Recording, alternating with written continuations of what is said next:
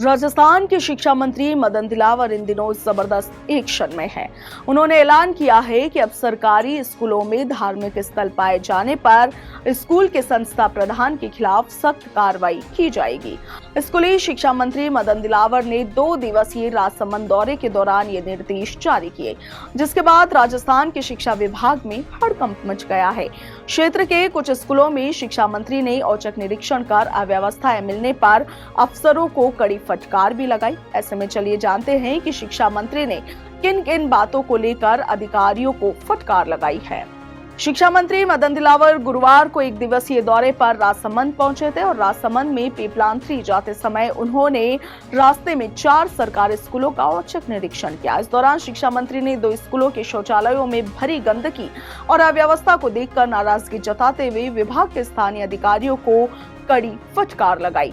निरीक्षण के दौरान अन्य 2 स्कूलों के परिसर में धार्मिक स्थल मजार और पीर मिलने पर शिक्षा मंत्री ने इस पर कड़ी नाराजगी व्यक्त कर इसे सरकारी निर्देशों का उल्लंघन बताया। उन्होंने कहा कि विद्यालय में धार्मिक स्थल मिलने पर अब शाला प्रधान के खिलाफ सख्त कार्रवाई की जाएगी। वहीं स्कूल के निरीक्षण के बाद मीडिया को दिए गए बयान में शिक्षा मंत्री मदन दिलावर ने इस मुद्दे पर राज्य सरकार का सख्त रुख स्पष्ट किया।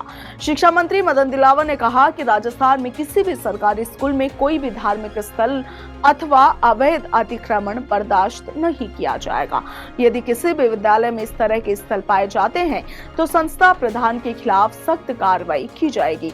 वहीं उन्होंने कहा कि राज्य सरकार ने निर्देश दिए हैं और अब इसकी पालना होनी तय है। राजसमंद दौरे के दौरान शिक्षा मंत्री ने संस्कृत विद्यालयों में शिक्षकों की कमी के लिए पिछली कांग्रेस सरकार को सीधे तौर पर जिम्मेदार ठहराया। उन्होंने इस दौरान कहा कि पिछली सरकार ने स्कूल तो खोल दिए मगर स्कूलों में शिक्षकों की व्यवस्था नहीं की, जिसका खामियाजा वर्तमान सरकार को भुगतना पड़ रहा है।